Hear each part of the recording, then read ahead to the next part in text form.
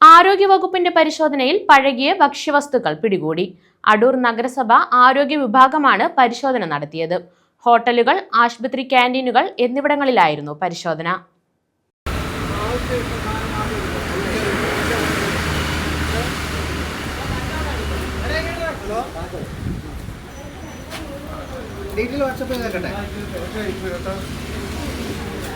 അടൂർ നഗരസഭയിലെ ആരോഗ്യ വിഭാഗമാണ് മിന്നൽ പരിശോധന നടത്തിയത്.